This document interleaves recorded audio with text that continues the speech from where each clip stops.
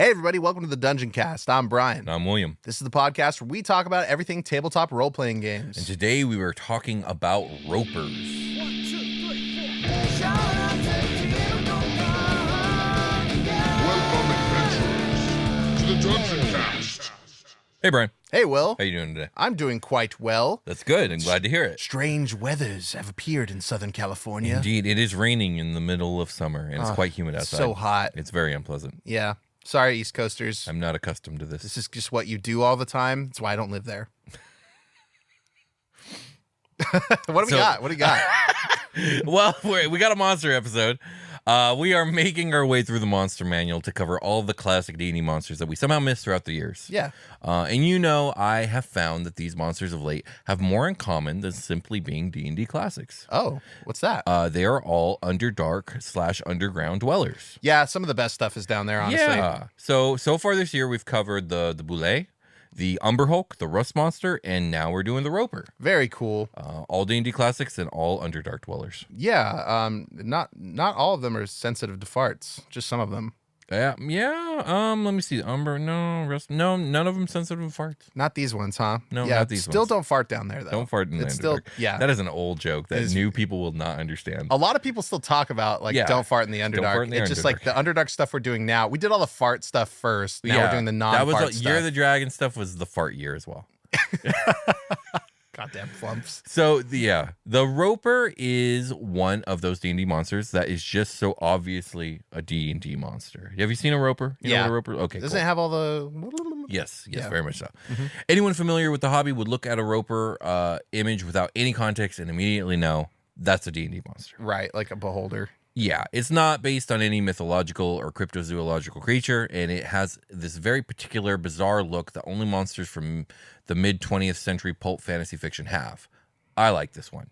It's a fun monster. I think I've used one in, like, a throwaway game before. Yeah. I was like, let me grab They're this fun. guy. They're pop fun, him down. Yeah. And like with many things in this game that we love so much, it has lore that goes back to first edition. We like that. And then it also has very, very separate, different fourth edition lore. We like that. And I, again, am not going to tell you which lore is cooler. You can decide for yourself. Spoilers, though. It's the 4th edition lore. And we have a third lore source contender entering the ring. Pathfinder has a Roper of its own, and it takes these beasties to a very unique place. I like that. Okay. But now, without further ado, let's get into it. Shall we? Indeed. So at a glance, a Roper resembles a rocky outcropping, usually having the appearance of a stalagmite or a stalactite. They have a rough surface exterior, similar to rock in both appearance and texture. In its base form, the creature's hide is yellowish, gray, and rough, but Ropers are able to alter the color of their skin in order to blend in with the rock surrounding them. Cool. That's already creepy. Like, good for caves. Oh, yeah, definitely. To further their camouflage abilities, Ropers are also extremely malleable beings, able to squeeze their bodies into a variety of shapes that help them blend with their environment. Though they are usually pillar-like in shape, about 9 feet tall and 3 feet in diameter at the base and about 1 foot in diameter at the top, Ropers can compress their bodies down and assume a boulder-like shape and even fully flatten themselves out so that they look like a mere lump on the cavern floor. Oh, man. So they're, like, extra sneaky. Yes. Wow. As one would imagine, Ropers use this camouflage in order to better attack with surprise or unsuspecting prey. When it does so, the Roper reveals its true form. The Roper has a single yellow eye and a maw ringed with sharp teeth. Every Roper has 6 nubs set along its body, through which extrude sticky tendrils that bond to whatever they touch. Each tendril sends out hair-like growths that penetrate a creature's flesh and sap its strength so the victim can struggle only weakly as the Roper reels them in. That's cool. The only other monster I can think of off the top of my head that just sort of, like, has sticky body like that, it's, like, you know, the cubes and the jellies and stuff, but Yeah. also, like, the Mimic does that. Yeah, that's true. That's Very true. interesting. I like that the Mimic does it, too, because, like, you be touching it, the stuff, thinking it's not that kind of stuff, then it is that kind of stuff. It is. Yeah. Under- That might happen here, too. Huh? Yeah, you shall see. Look at this cool rock. Yep. All right. Sorry. Underneath the roper's body are many cilia-like appendages. These provide the roper with limited movement and are able to excrete the same sticky substance found on the roper's web-like strands. This anchors the roper when it drags large prey towards itself and also allows it to climb walls and hang from the ceilings. That's gross. You What know, do you think the true inspiration for creating something like this I couldn't is? find that one for this one. You know how I usually like to say, hey, Gary Gygax looking at a toy and said, this is this now. Didn't have that for this. Sorry, man. I don't want to say the thing. I already know what you're going to say. Yeah. So, You know the term shooting ropes. no, I've never actually heard that term. Keep going All with right. the lore. I don't want to talk about All right. I said the thing. You can Urban Dictionary the thing. Let's just move on. Living in caves and caverns throughout the Underdark, voracious ropers feast on whatever they can catch and seize. A roper eats any creature, from Underdark beasts to adventurers and their gear. Oh, man. It eats it? Yep. The gear? Yep. Oh. We're going to get actually really into that in a minute. The roper is an evolved, mature form of piercer, with which it shares its rock-like appearance and hunting tactics. A roper can hold still for long hours, shutting its single eye to look like nothing more than a mundane formation of rock.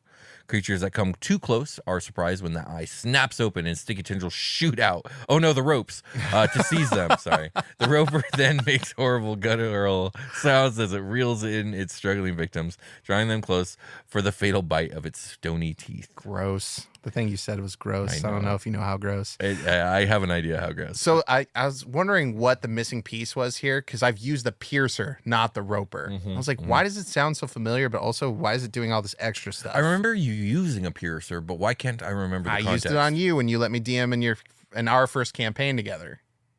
That is where I remember now. Yeah. Makes sense. Yeah, there we go. There we go. Okay. They're fun. They're really Yeah, cool they are. because they're going to do damage right off the bat, pretty much.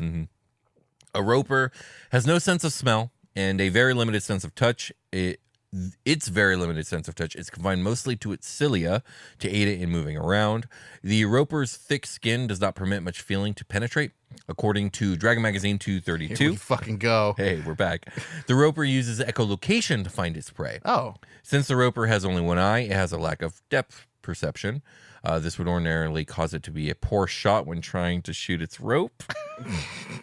there it is again. However, by sending an ultrasonic pulse, and hearing the echo, it is able to sense its surrounding with great accuracy. I'm fighting the dick jokes. I'm fighting them. But no, they're winning. The dick jokes are winning. They always win in the end. They always win. Oh my god. A roper can use its echolocation ability to target prey even in conditions of absolute darkness. It can likewise sense invisible creatures without penalty. However, the roper uses its echolocation only when actively hunting prey. Now, unfortunately, this cool bit of monster lore is not reflected in the 5e monster stat block at all. No. But if you wanted to include this ability, I would probably mod the roper to have the ability to gain blind sight 50 feet for one round by using an echolocation bonus action, Okay. which I think would track with its lore. You can also give it like limited, even more limited blind sense, so it can like feel vibrations in the ground nearby it. There we within go. 10 feet. That's also a really good idea. Yeah. Ropers don't so much sleep as go into a light trance. While in this state, they are aware of their surroundings and can readily return to a fully alert state if necessary. The trance is a way of preserving energy, much like hibernation, although the trance seldom lasts longer than a day or two. Okay. Since the roper can see only what is directly in front of it during its trance, it usually positions itself in a corner or flattens itself on a wall or ceiling of a cavern, where it is less likely to be approached undetected. So it's an elf turned rock. Maybe that would be cool lore. Like these elves got turned into rock people. Now they hang from the ceiling and do their trance. I mean, I guess. No, it's drow, bad. maybe? I don't know. As a fully grown roper can... Wait. A fully grown roper can stand 9 feet tall. It can swallow creatures up to a medium size. Lacking hands or arms, the strands are good only at dragging objects closer, like a winch. The roper swallows creatures whole, if possible. the like does that in Zelda. Like it just eats people. Yeah, It it eats does. Link and eats his shield. Yes, it does. It's back. Tears of the Kingdom, baby. Yeah, and more demonic and dick-looking than ever. That's right. A rope can digest only one creature or so at a time, but this won't stop it from attacking additional prey if opportunity presents itself. In such an instance, the roper attacks and kills its prey, then lets it sit in a heap while it digests its current meal. The digestion of a medium-sized creature can take up to a full day, after which time the roper swallows its next kill. Oh my It just goodness. keeps on nomming. It's a Sarlacc pit, but Yeah. mobile. The roper's digestive processes are nothing short of incredible. Its powerful stomach acids are able to digest almost anything from the softest flesh to the hardest metal. Two notable exceptions to this are platinum and gemstones, which the roper is unable to digest. Okay. For this reason, these substances are often found undigested inside a roper's stomach. I was going to ask, it just eats them anyway, right? Yeah. And in its stomach, they are put to good use, grinding up the roper's meal, much like the stones swallowed by some birds for the same reason. Wait, it's aiding in digestion in there? Yep. That sucks. It's just like squeezing its tummy and that you're just getting Yeah, like... the gems and platinum are grinding up against everything. Oh, Yeah. God. Yeah. Along with the acid. This is terrible. Yeah, it's a pretty gross creature. The stomach acid from a slain roper is worth about 4 gold pieces per ounce to an alchemist. A fully grown roper can supply 80 to 120 ounces of the acid, but it must be carefully harvested and stored only in platinum vials. Other roper byproducts include the glands that produce the sticky glue coating its cilia and strands. The glue itself sells for about 8 gold pieces per ounce, or 25 gold pieces per gland, of which the roper has a total of 4. And the eye, which is considered a delicacy among certain humanoid races, not iterated any more upon. I hate this. Roper glue is a valuable component used in the preparation of sovereign glue. How very Dragon Magazine. Oh, my God. So, according to 5e, Roper's larva forms are another monster called the Piercer, which we will talk about shortly. Okay. But Dragon Magazine disagrees Cool. and offers an alternative breeding process. According to Dragon 232... Hold on, I got to guess. Do they like slap together like giraffes when they're fighting? That'd be fucking hilarious. They do in my world now. That's fucking hilarious. They slap and then babies fall out. No, they don't. They don't draft slap. I'm sorry, man. Where was I? According to Dragon Magazine 232, ropers reproduce asexually. Fun. When doing so, a roper seed is dropped off the parent's body, and this seed looks exactly like a large rock, probably for protection since an immature roper has no means of attack, and its main source of sensory input, its single eye, is buried in the creature's interior until it hatches as a fully grown roper. Okay, so no piercer, just roper. No piercer. Right, This is okay. Dragon Magazine's version. No piercer, yeah. only rope. Only roper.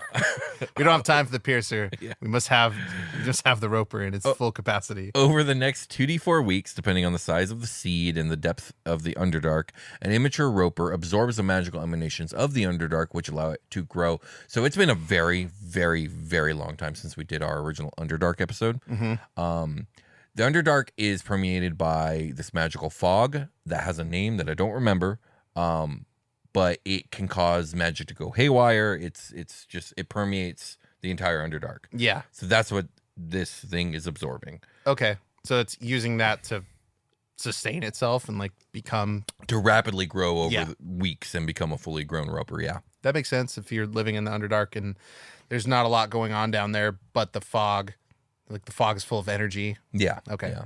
God, I can't remember the name of the fog. I'll just I'm sure it'll be up in the comments. Yeah, thanks, commenters. We appreciate you. According to 5e, the larval forms of ropers are called piercers. Clinging to the ceilings of caverns and large subterranean passages, piercers blend in perfectly with natural rock, dropping in silence to impale unsuspecting foes on the ground below. A rock-like shell encases a piercer's body, giving it the look and texture of a stalactite. That shell protects a soft, slug-like upper body that lets the piercer move across cavern walls and ceilings to position itself for prey. With its eye and mouth closed, the piercer is difficult to distinguish from ordinary rock formations, very much like a roper. I got it. It's Faerzris. Oh, yeah. It's Faerzress. Faerzray? Faerzris. It was a Faerzress? magical radiation Yeah. only found in the Underdark. Yeah, there you a go. remnant of high magic that helped shape the Underdark itself. It interfered with the casting of teleportation and divination spells. Thank you, Forgotten Realms Wiki. Indeed. Piercers can see, but they can also respond to noise and heat, waiting for living creatures to pass beneath them, then falling to attack. A piercer that misses its chance to kill must make its slow way back to the ceiling. A fallen piercer excretes a foul-smelling slime when attacked, making most predators think twice about eating it. It's a pretty common natural self-defense mechanism. Yes, and for anybody that thinks they're being followed, just let them crawl back up there, baby. Walk by. Yeah, that's a good point. Piercers gather in colonies to maximize the effectiveness of their attacks, dropping simultaneously to increase the odds of striking prey. After a piercer successfully slays a creature, the others slowly creep towards the corpse to join in the feast. Yum, that's great. Ropers are not social and rarely cooperate with one another, though a group of them may be found in a good hunting spot. A group of ropers has been named a cluster by scholars. Okay. They Thanks, scholars. Thanks, fictional scholars. They seldom leave the caverns, but may migrate to a new feeding ground when prey population drops too low in its current home. Migration usually occurs through underground tunnels, but when this is not possible, ropers travel late at night, sometimes giving rise to the stories of walking stones. That's kind of cool, That's actually. pretty cool. You see some creepy shit out there. Yeah. Underdark is cool, man. I really like. It's always fun, yeah. I've run players through the Underdark for like a stint, and I threw the Myconids at them. I threw the Kuatoa at them. I threw like stone giants at them. It was a lot of fun. That's cool, dude. Yeah. So that's it for 5e Roper lore. Okay. It's 4th edition time. Let's dial it back from 5 to 4 and talk about an old edition's lore. Are you ready for this? Yes. All right. Ravenous ropers jut up from the ground or hang from cavern ceilings. They look like stalagmites or stalactites until prey draws near, at which point they lash out with tentacles and pull quarry towards their toothy maws. Check. Ropers are methodical hunters that inhabit caves and passageways that are frequented by smaller creatures. A roper creeps into position and hides itself amid the rock. A roper's lair is safe only to creatures that have reached an understanding with the resident roper. Oh. A roper might have specific tastes, preferring to eat elves or humans over beasts and less civilized humanoids. When a roper kills a creature that has valuables, it devours the treasure, which it keeps inside its gizzard to help with digestion. I can taste its pretentiousness, and it is preferred. Ropers might look like brainless beasts, but they're fairly intelligent and frequently make agreements with other creatures that live near them. Okay. These arrangements are usually truces between ropers and other underground denizens. For example, rather than fight a roper and lose numbers to it, a drow patrol might agree to bring a roper a prisoner or treasure as payment for passage. That makes sense. Canny Underdark creatures use the presence of ropers to thin the numbers in a group of intruders. A creature might lure a party into a cave of ropers and then attack anyone the roper doesn't grab. Ropers have long lifespans, so a deal with a roper might extend for several generations, as long as each side continues to honor the agreement. A humanoid community might be required to pay a seasonal or yearly tribute to appease a roper. So this feels more like a bridge troll or something. Yeah, it's going to get weirder as we keep going. Excellent. So it's not Underdark specific in 4e, it's any cave. Like I how guess I would so. use it in 5e. I guess, but It does mention the Underdark here, which it is does. just a big cave, but Yeah. Since ropers live in a dormant state most of the time, they don't share the voracious appetite that leads many dungeon monsters to attack anything they see. A roper waits until the time is right, until the perfect victim wanders by. It might wait for large traveling parties to pass, looking for a smaller group or lone traveler. Once it does strike, the roper drags enemies towards its maw to devour them quickly. When facing a group, it hopes that seeing the grisly fate of the first victim will cause the others to retreat. interesting. Kind of like hunters in the wild, how they'll go for like the sick and meek looking. Right, yeah. Adventurers and treasure hunters seek out ropers because of the wealth of gems and magic trinkets stored within the creature's gizzards. Tales of roper treasure troves usually neglect to mention that a roper acquires such valuables over many generations of slaying travelers and adventurers. Right. Doesn't just fucking find that shit. Yeah. Thus, it's common for a townsperson or explorer to underestimate the power of a roper when he or she sets out to kill one. A roper sometimes regurgitates a few gems onto the floor near its hiding spot. It waits patiently, sometimes for weeks, until a foolhardy humanoid comes along, notices the gems, and bends over to recover the treasures. Okay, so there might be like a legend in town, and your foolhardy like party of new adventurers is like gung ho to get some cash real quick. It's like, oh, we'll go kill the roper, and they're like, don't go, young man, they're gonna eat you. And he's like, nothing eats me, I'm the best. And then they might go get eaten. Yeah, Cool. You got it. Although ropers are found throughout the caves and tunnels of the world, they hail from the elemental chaos in 4e. There, they cluster into huge colonies. Creatures inhabiting the elemental chaos are wary of a migrating earth mote called the Spired Hell, where hundreds of ropers live. What the fuck? When this earth mote crashes into another piece of land, ropers spread out across the new landscape. After stripping the area of living creatures, they return to the spired hell and hibernate until they crash into a new destination. That's fucking cool. Welcome to 4E, bro. It just slams over and like there's spores. fucking Like ropers everywhere. They eat everything and then they get back on their fucking meteor. that is. Oh my god, an aster eater covered in ropers. Yeah, there that we would go. be awesome. A roper reproduces asexually and passes on all of its memories to its offspring. Oh, what? As a result, a roper that has lived in one cave for its entire life can remember distant lands and even the other planes of existence. If a roper is bribed with treasure or a delectable living creature, it might reveal information or secrets from its ancient memories. Wow. A story that every roper knows, yet few will share, tells of the roper's creation. The tale claims that the first ropers sloughed off the rocky flesh of the primordial Vesuvu, the burning mountain. What? I tell you, 4E explains everything, and they get crazy with it. It's so detailed. At first, the ropers were fast and hot like lava, but eventually they cooled and became the creatures they are today. Ropers believe that one day Vesuvu will return and reignite them and call upon them to serve as his forces against the Oh gods. my god, it sounds like a zombie apocalypse, like Yeah. World War Z, like Yeah. fast zombies versus slow zombies. Yeah. Dang, can you imagine doing like a Resident Evil campaign where you're having like slow zombies and then they just randomly become fast zombies halfway through because of some world event? That'd be crazy. It's like, wait, what happened? Why are they so fast now? Slow Dan finally died. He made it. Um, He made it this long through the zombie apocalypse because all the zombies were slower than him. All right, Pathfinder has entered the arena with a roper of their own. You ready? A new challenger. Yes, Yeah. indeed. The roper is Pathfinder roper is an ambush hunter, capable of altering the coloration and shape of its body. A roper in hiding looks remarkably like a stalagmite or stone or ice. In areas without such features to hide among, a roper can compress its body into a much more squat boulder-like shape. The strands it extrudes are not flesh, but a thick semi-liquid material similar to partially melted wax, but with the strength of an iron chain and the ability to numb flesh and sap strength. Oh, that's cool. The roper can manipulate these strands with great finesse and can fling them as far as 50 feet to snatch objects that attract its attention. Interesting. Okay. Although alien and monstrous in shape, the roper is in fact one of the most intelligent denizens of the deep caverns of the world.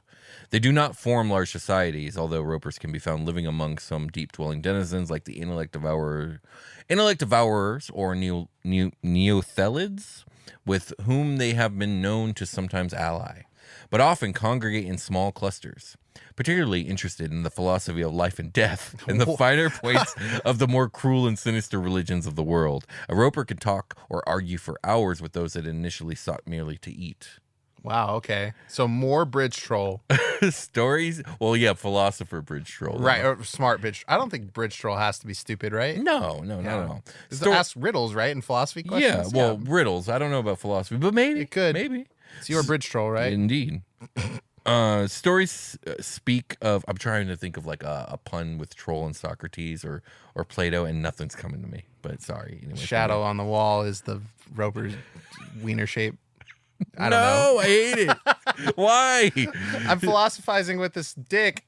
Stories speak of particularly skilled debaters and philosophers who have been kept for days or even years as pets or conversational companions by roper clusters. But in the end, if such pets don't eventually escape, a roper's appetite always wins out over its intellectual curiosity, especially in cases where pets are constantly outmaneuvering their keeper's wits and patience. It usually gets to Descartes, and then it's like, Mom. Yeah, there you go. We'll call it there. Yep. A roper is 9 feet tall and weighs 2,200 pounds. Some ropers are far more mutable than their cousins. These ropers, sometimes called molting stranglers, shed their external rocky carapace every few months, sloughing it off like crusted dead skin.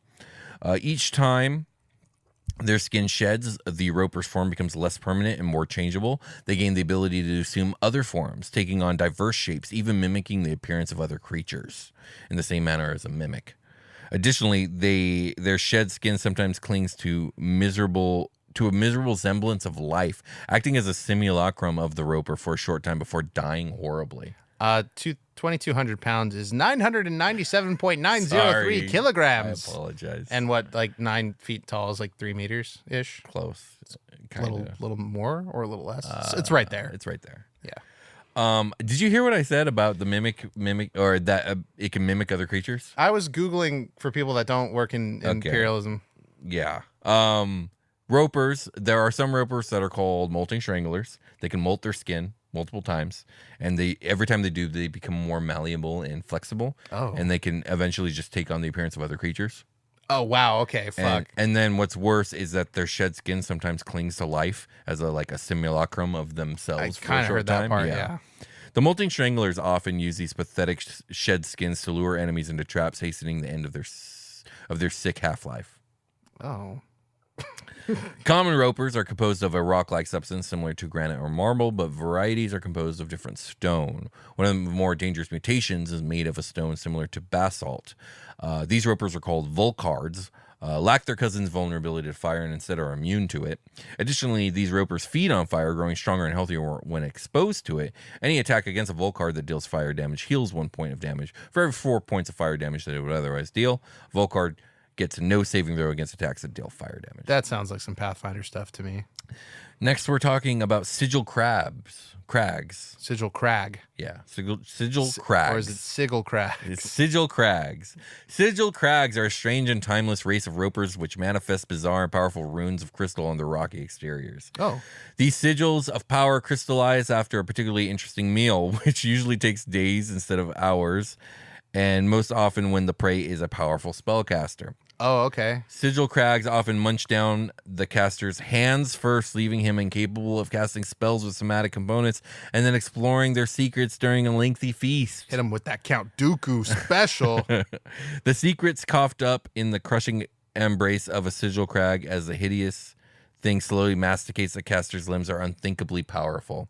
Each sigil covering a sigil crag's hide allows it to cast a symbol spell of the GM's choosing once per day.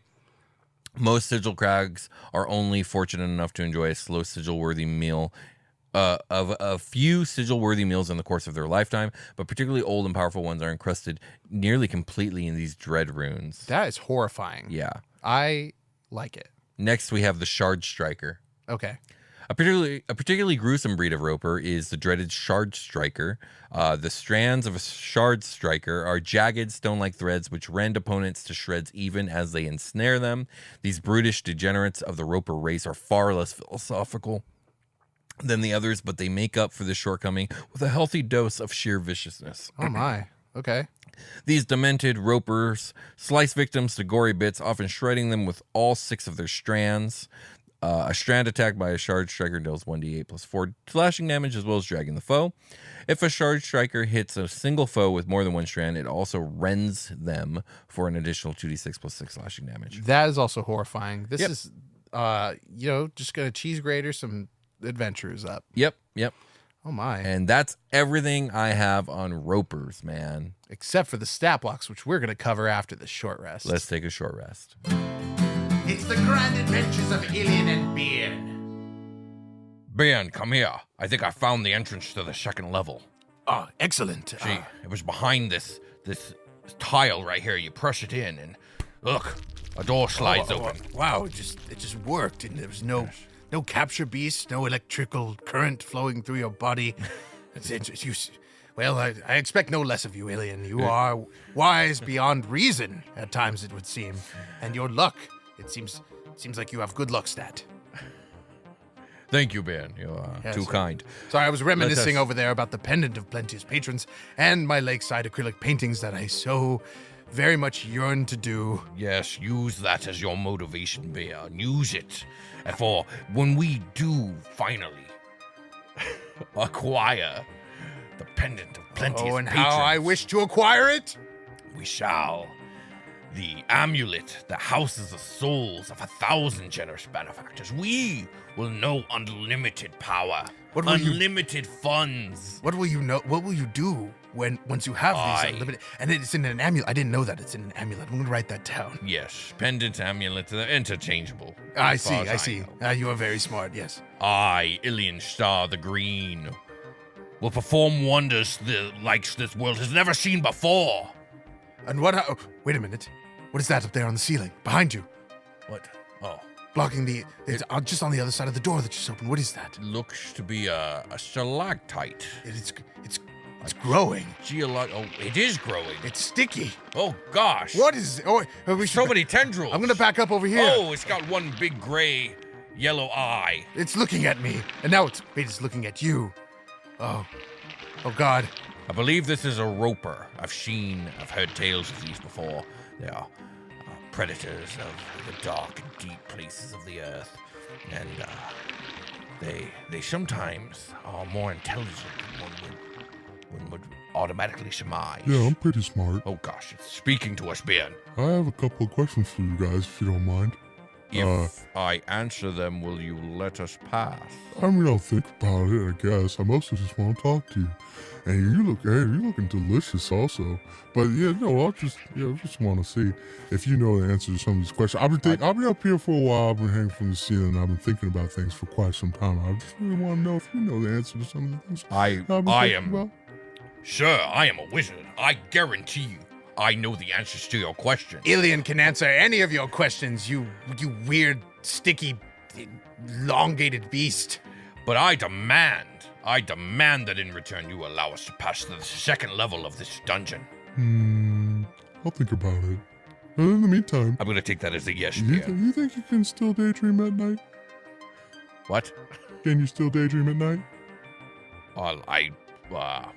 No, because by definition, your dreams at night would actually no. Yes. What? When Bahamut sneezes, What are these questions? what do you say? What do you say when Bahamut sneezes?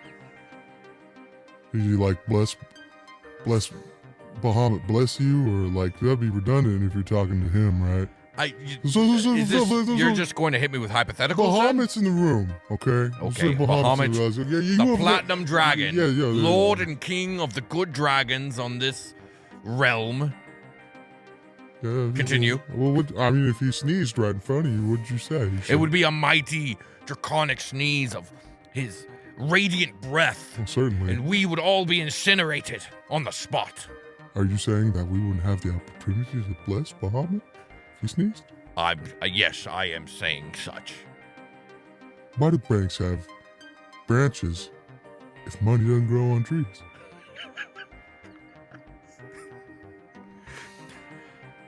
This has to be the last one, right? Like, you don't have more of these. If milk can spoil in an icebox, why doesn't it spoil inside of a cow? Ben, kill it. Ben, kill it. All right, I brought my bow. Oh, my eye! Let's go, Ben. Maybe we should just walk past it while it's reeling. Yes, okay. let's go. I'm done philosophizing with a penis-shaped monster. Whoa, its armrest is yours at the movie theater. That was good. I think we got it.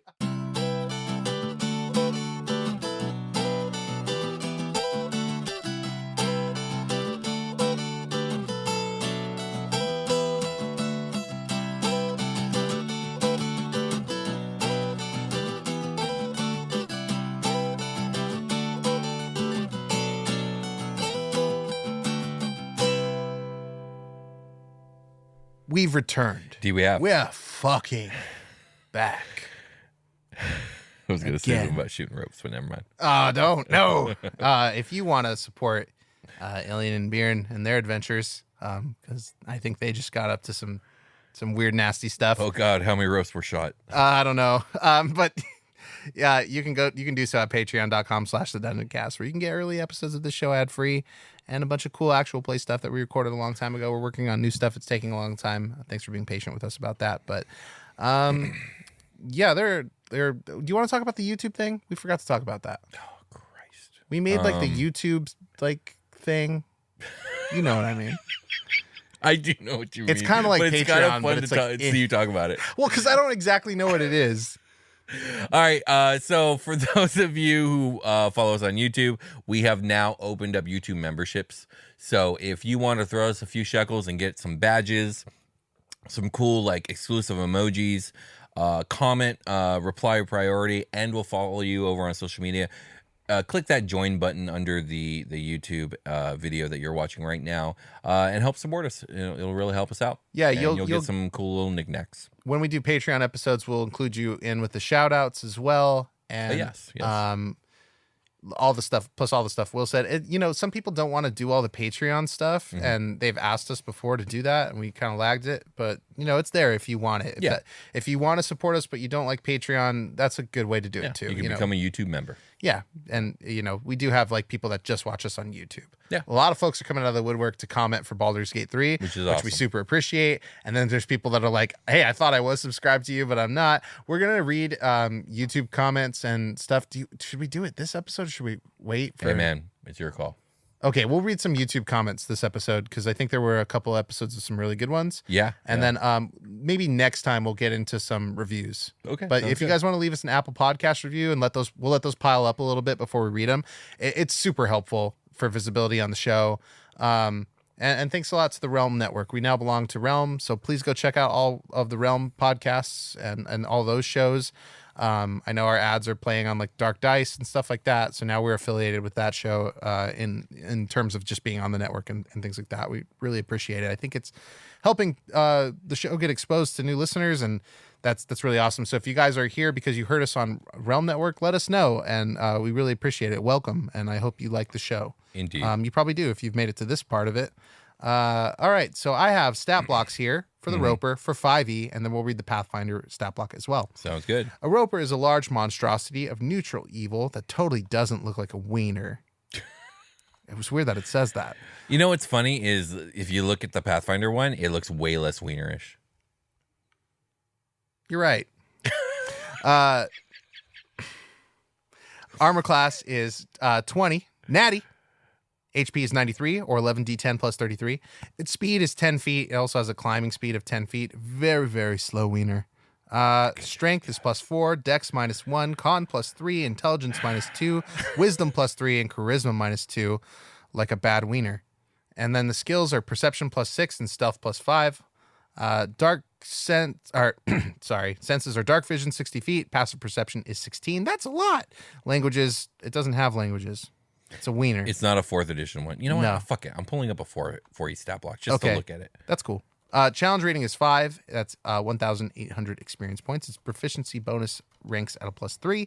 False appearance. While the Roper remains motionless, it is indistinguishable from a normal cave formation, such as a stalagmite, but, get creative, right? It's a tiny boulder. Grasping tendrils. The Roper can have up to 6 tendrils at a time. Each tendril can be attacked. AC 20, 10 hit points, immunity to poison, and psychic damage. All of a sudden, there's a lot to track. I just wanted to throw out there that the 4e Roper can speak primordial. Why don't we just read the 4e one after this? No, because it's going to be a lot of stuff that's It's going to hella confuse long. people. Yeah, You're right. It's a level 12 elite controller, so it's like a boss monster or like a mini boss. A mini boss, yeah. Yeah, For a level 12 character, so that's pretty very high. And honestly, they have. Since we're talking about it, they have a level 10, level 12, 2 level 14s, a level 15, and a level 16 version of the Roper, because that's how 4e do. Shit. But Okay. anyways, go ahead. Well, destroying a tendril does no damage to that Roper itself, which can extrude a replacement tendril on its next turn. A tendril can also be broken if a creature takes an action and succeeds on a DC 15 strength check against it. Spider climb. The Roper can climb difficult surfaces, including upside down on ceilings, without needing to make an ability check. It has a multi-attack. The Roper makes four attacks with its tendrils, uses reel, and makes 1 attack with its bite. Bite is a melee weapon attack with +7 to hit with a reach of 5 feet on one target. It's going to hit for 22 or 4d8 plus 4 piercing damage. The tendril is a melee weapon attack with +7 to hit for a reach of 50 feet. 50 feet on one creature. That's like the longest reach of most of the stuff we read. Yeah, By it's far. because what's this thing's speed? 10 10 feet. That's why. Yeah. So it can just like shoot these fucking ropes off. Damn it. The target is grappled. The escape DC is 15. Until the grapple ends, the target is restrained and has disadvantage on strength checks and strength saving throws. And the Roper can't use the same tendril on another target, but I guess you could just attack the tendril and destroy it. It only has 10 HP. But, you can't do psychic or poison to it. Just remember that. Yeah. Let's see. The Roper can't use the same tendril on another target while it's doing that. Reel. The roper pulls each creature grappled up to it by 25 feet straight toward it.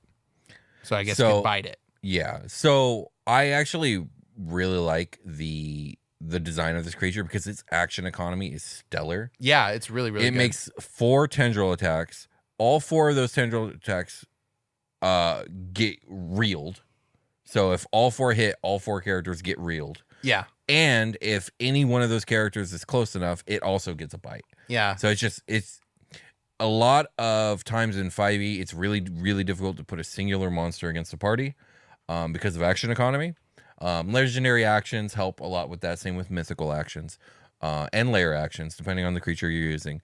But this thing has some great action economy baked in, and I think it's really cool. It seemed the movement seems thoughtful. The 10 feet plus the 50 feet of range equals 2 movement turns of most people's movement. Yeah, right? so it's still difficult to get away. Yeah, so even if you dash, you might not be out of range, which is it's smart design. Yeah. And it doesn't pull everybody all the way in all at once, 25 feet, right? Halfway, and then it can do it halfway again. So it might be focusing on somebody one at a time. Well, it has just everybody gets pulled in so they can't get too far away from it. Right, exactly. Yeah, it keeps pulling you in. That's a really smart design, I think. Yeah, I like it. I have the Roper from Pathfinder 2nd edition. Let's do it. Source is the Bestiary, page 282. We're on Archives of Nethys right now. Great website.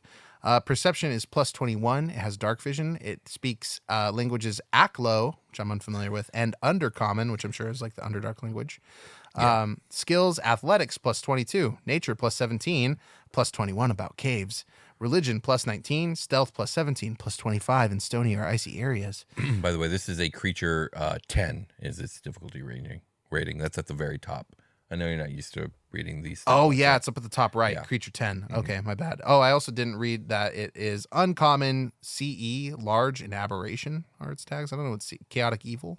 Yeah, chaotic evil is Okay. usually what that stands for. Strength is plus 6, dex is plus 1, con is plus 6, intelligence is plus 1, wisdom is plus 3, and character, charisma is plus 1. AC is 29, fortitude plus 20. Ref, what was that again? Reflex. Reflex is plus 15, will is plus 21, and plus 2 to status on all saves versus magic. Ooh, nice. It has a 215 HP. It is resistant to electricity 10, weaknesses to fire 10.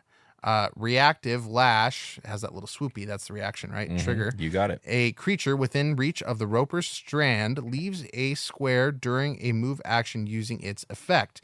The Roper makes a strand strike against the triggering creature. Yeah, so it's like a reaction grab if someone moves. Yeah, that's good. Speed is 10 feet. Climb is 10 feet, just like in 5e. Melee for one action is going to be Jaws plus 21. It's going to be plus 16 and plus 11 on consecutive actions. Damage is 2d12 plus 12 piercing. And then its second melee action. The numbers get so big in Pathfinder 2nd edition. Yeah, they do. Yeah. This is a big monster, it seems like. So melee is strand is plus 23, and then plus 18, plus 13 on consecutive. Reach is 50 feet. Effect, sticky strand. Extend strands for an action. The Roper extends or retracts 6 thin, sticky tendrils from its body. While the strands are extended, the Roper takes a -4 circumstance penalty to stealth checks, and while they're reacted, it can't use its strand strikes. Retracted. Oh, yeah. retracted, yes. Yeah. Sorry. Flurry of strands. The Roper makes... Oh, that's one action. The Roper makes a strand strike with each... Sally sells seashells by the sea. With each of its strands, except those that are immobilizing creatures. Each attack must be against a different target. These attacks count towards the Roper's multiple attack penalty, but its multiple attack penalty doesn't increase until after all the attacks. Okay. Do you want me to explain this? Yeah, sure. Okay, so it has 6 strands, right? So with the flurry of strands, it can make 6 strand attacks, minus the ones that's immobilizing. So each of these attacks counts towards its multiple attack penalty, but the actual penalty doesn't come into play until after all the attacks happen. So since that's one action, technically it can make another strand attack, right? Yeah. Except for it would come in at like a negative. I'm pretty sure it keeps stacking into the negative. So I mean, I think it would be like at a -30 at that point. Holy shit. Or Okay. something. I mean, correct me if I'm wrong in the comments. Does the multiple attack penalty, does it stop after it becomes a -10? Or does it continue stacking a -5 every consecutive attack? Because if it is every consecutive attack, it's going to be a -30 to its next attack roll. Yeah, we're still learning Yeah, Pathfinder, but I'm we curious do about want to that. bring this to the table here in like the limited capacity we're able to. Either way, the way this monster is designed, you're not going to want to make another attack after that anyways, because it's like after 6, you probably have some people, so you want to start pulling them in. Right, yeah. So is that where I was? Pull the strands? Yeah. So that's 2 actions. The Roper pulls every creature grabbed by its strands toward itself. The Roper rolls a single athletics check and compares the results to each immobilized creature's fortitude DC. The Roper pulls each creature it succeeds against up to 25 feet closer, and each creature it critically succeeds against up to 50 feet closer. And then finally, we have the sticky strand. Any creature hit by the Roper's strand is enfeebled 1 and grabbed. Each additional hit from the strand increases the enfeebled condition value by 1 to a maximum of enfeebled 4. This enfeebled value decreases by 1 every 8 hours. The Roper can move while it has a creature grabbed with a strand, but it automatically releases the creature if it moves beyond the strand's reach. The Roper can release the grabbed creature as a free action. A creature can sever a strand with a target attack that hits AC 27 and deals at least 18 slashing damage.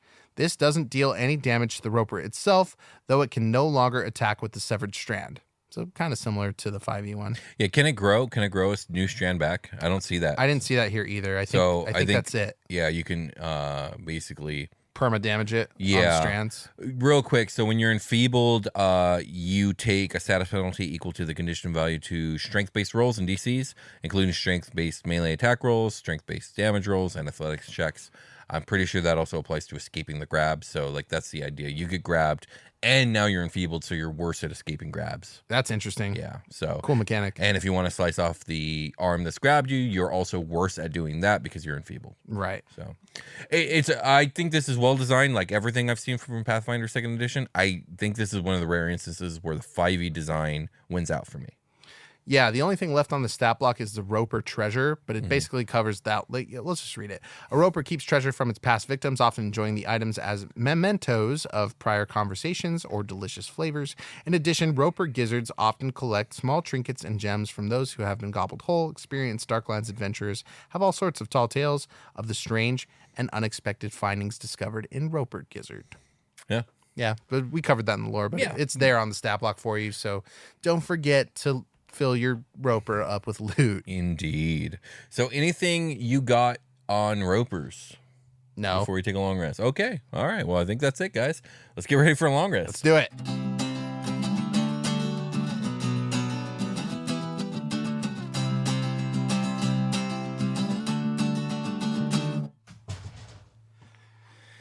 Hey, everybody, welcome to the long rest. This is the part of the show where we rest long like a Roper, like 9 feet long. Will's actually using the restroom right now. I just decided to long rest it alone. He'll come back in, I'll announce it, but I wanted to get going. You can reach out to us on social media. We will say what's up, or in Discord. You can come talk to us there.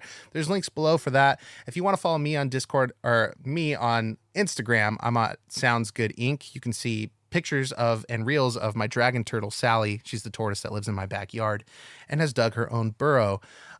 So you can support us on patreon.com/the Dungeoncast, or you can use that new YouTube thing that Will was telling me about, the membership thing. Seems pretty cool. What else do we got? We got the Patreon, the Discord. Oh, Starseeker's Guide to Drakenstar. And it's perfect timing because Will is entering the studio once again, and he will tell you all about Starseeker's Guide to Drakenstar. Won't you, William? Won't you? Tell us of the book. Hey guys, for those of you who don't know, I'm writing a 5th edition source book for a setting called Drakenstar, which is a science fiction / science fantasy / space opera setting based off of our 5e live actual play Super Quest Saga. If you like the vibes of Guardians of the Galaxy or Star Wars, you will probably like this book because it is that type of vibe mixed with some classic D&D stuff. And we have pre-orders open. I'm working really hard on the book. Should have it done by the end of the year. And if you are interested, check out drakenstar.com. The link is in the description. And if you like it, support us and give us a pre-order. Everything Will said is true. Once again, notes below. And you can get your chance to win a copy of Baldur's Gate 3, which we are giving away on our YouTube channel So we are about to hit 50,000 subscribers within the next like month here, it looks like, or so, or two. I'm not really sure exactly how long, because you guys are coming out of the woodwork and the subscriber count is climbing, and we're marching there. It's a big milestone for us, and we've been doing the YouTube thing for a while now. We don't make a lot of YouTube exclusive stuff, but we do have extra content there that does not air on the podcast feed, like deep dive lore videos, like 10-minute things that are pretty cool, or like our D&D explained. It's a really great way to get people into the game, or explain it to people that might not know what you're doing. Like D&D explained in 5 minutes is the title. It's our most viewed video. It's got over 1 million views. They played it at the Alamo Draft House in Los Angeles before they played the D&D movie, to kind of get people on par with what it was. It's super awesome. I'm about to use they sent us some tickets as a thank you, and I'm about to use mine. Yeah, we're gonna go watch Ocean's 11. They're replaying it at the theater. That's cool. Hell That's yeah. nice. Me and my wife really like that movie. So I like the whole series. I'm one of those weird people that thinks 12 is like the absolute best one. is that the one where they do the Europe. hotel thing, and they go into they parachute off the hotel at the end? Don't remember The that. casino or whatever, like at the end. It's got the mob boss guy. No, so That's 3, isn't it? yeah, that's 3. What's 2? 2 is the one Julia where Roberts is a lot in 2, right? Yeah. 2 is where they go to Europe. Basically, yeah, that's the right. casino guy hunts them all down. That's right. And basically, I love that dude. Yeah, no, he's great. They basically gives them an ultimatum of like, give me my money back, or like I'll kill everybody. Right. Yeah. And to make it worse, he's hired like one of the best heist dudes in the world to steal the thing they're trying to steal. Yeah. To compete first. with them, Yeah, so he yeah, can yeah. kill them all. Yeah, exactly. All right. I love 12. I know everyone thinks 12 is the worst one. I think it's the best one. Okay. I liked 3. 13? I need to watch. I really like the original Ocean's 11. I've never seen the original. Oh my god. I've never seen the original. I mean, the new one is superior, but the classic feel of the old one, like Sure. the way it's filmed and all I that, get it's it. a lot of fun. We're gonna go watch the remake. But anyway, we're on tangent now, and that's why I was so mad at the Solo movie, the Han Solo movie, Why? because I wanted it to be Ocean's 11-esque in space. It wasn't a heist. No, it was a fucking. Isn't Han Solo so lucky and cool? Ugh, Woody Harrelson dies. Damn it. Sorry for spoilers on Solo movie. Anyway, yeah, I don't know. I think I covered everything. We don't have a Twitter anymore because fuck Elon Musk, I guess. We do have a Twitter. I mean, we have one. It's called an X now. which is dumb. But you can catch us on, like, I don't think Will says he has everything linked on Mastodon and like all that stuff. Yeah, links are in the description. We have Mastodon, we have Threads, we have I'm still calling it Twitter, and we have Instagram. So I'm doing stuff. Go check it out. Yeah, and I already told you about my Instagram and all that. Discord, yeah. I think that's everything. All right. Well, then in that case, let's call it a game. Let's call it a game. All right. We'll talk to you guys later.